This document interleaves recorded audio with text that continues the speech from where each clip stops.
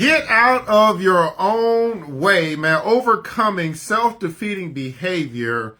Today we're going to be talking about focusing on what your partner is doing wrong. Focusing on what your partner is doing wrong.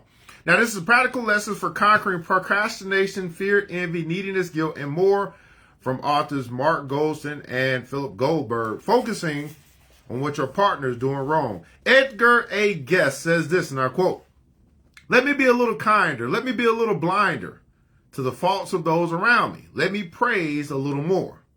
Let me be a little kinder. Let me be a little blinder to the faults of those around me. Let me praise a little more."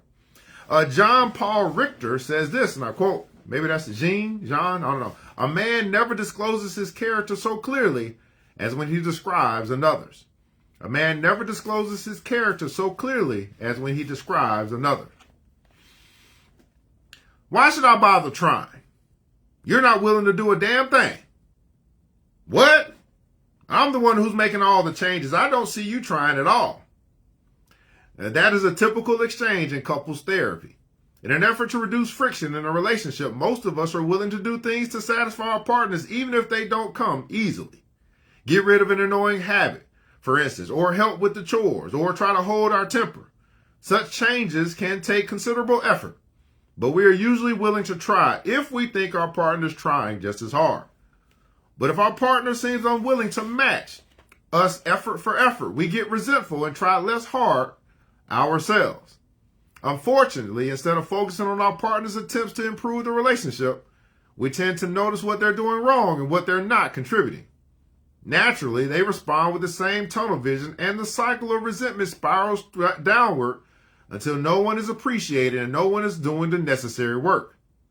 Francois de la Rochefort says this, and I quote, "If we've had no faults of our own, we would not take so much pleasure in noticing those of others." Wow. If we had no faults of our own, we would not take so much pleasure in noticing those of others. Like many couples, Ross and Nancy Kostler fought over money. Ross had grown up poor and worked his way into the middle class, accused his wife of being a reckless spender. Under pressure because business was stagnant, he questioned Nancy's every purchase and exploded if he thought she had been extravagant. Nancy, a freelance photographer raised in an affluent family, saw Ross as a tight-fisted man who would rather hoard money than allow himself and his family any pleasure. She felt hurt that he didn't trust her judgment. Despite their problems, both spouses were committed to the marriage and were willing to work at it. Ross tried to control his temper and stop challenging his wife's spending. Nancy did her best to buy only necessities, but neither was able to recognize the other's efforts. "He's not doing a damn thing from his side," said Nancy. "Me?" Ross exclaimed. "I've been working on this marriage ever since we started therapy, but I don't see any change in you." Why are we so blind to our partner's efforts? Well, for one thing, it's hard to keep score. When he forgets to clean up after a midnight stack, for example, the evidence is in the sink in the morning.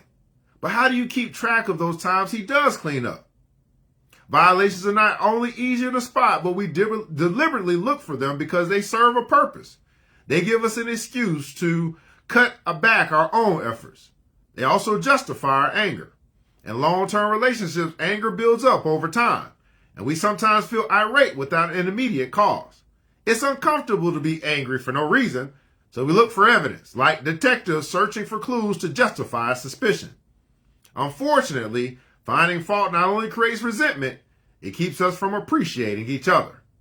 Bernard Baruch says this, and I quote, "Be quick to praise. People like to praise those who praise them." Be quick to praise. People like to praise those who praise them. It is far easier to work on a relationship if both parties focus on the other's efforts as well as their own. To help couples do this, I encourage them to answer the following questions. It helps them shift from disapproval to appreciation. What specific gestures have you seen your partner make to improve the relationship? Can you think of an incident where he did something on your behalf? Has she done anything she didn't really want to do just to make you happy? Has he held back from saying things you don't like? Has she controlled herself when she might have done something you can't stand? Has he tried to change a habit or behavior pattern that you've complained about? To aid the process of developing appreciation, I also encourage couples to make their efforts concrete. Nancy Kostler, for example, promised to consult with Ross before making purchases over $50. Ross promised to control his temper and to put together a financial statement so Nancy could see exactly where they stood. In this way, each spouse could keep track of the other's efforts. Working at a relationship means doing what is in the best interest of two, even if it doesn't come naturally. To stick with it, we need to see our partner struggle as hard as we do. In the end, what counts is not what we do to each other, but what we do for and with each other. Here's a usable insight to take away from our discussion here today. If you really want to work on your relationship, watch your partner's efforts, not just your own. If you really want to work on your relationship, watch your partner's efforts, and not just your own.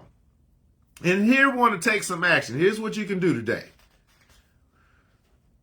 When you think of your partner is not doing his or her share, ask yourself whether being resentful or fault-finding will help you and your relationship. Practice the 3 A's. Awareness, appreciation, acknowledgement. Repeat this again. Awareness, appreciation, acknowledgement. Become aware of your partner's efforts. Try to notice the little things he or she does for the good of the relationship. Appreciate that those efforts demand compromise and sacrifice, and that your partner loves you enough to try. Acknowledge your partner's contributions. Don't keep your appreciation to yourself. That's the awareness, appreciation, and acknowledgement. After you establish a track record, after you establish a track record using the 3 A's, you might find that your partner's behavior spontaneously changes. Sometimes people do things you don't like because they don't feel appreciated. If you still feel shortchanged by your partner's lack of effort, ask yourself if your objections are fair and reasonable. If they are, try to express any hurt and frustration you might feel without sounding critical. Tell your partner what changes you would like him to make. Ask if he thinks these changes are fair and reasonable and if he is willing to make the effort.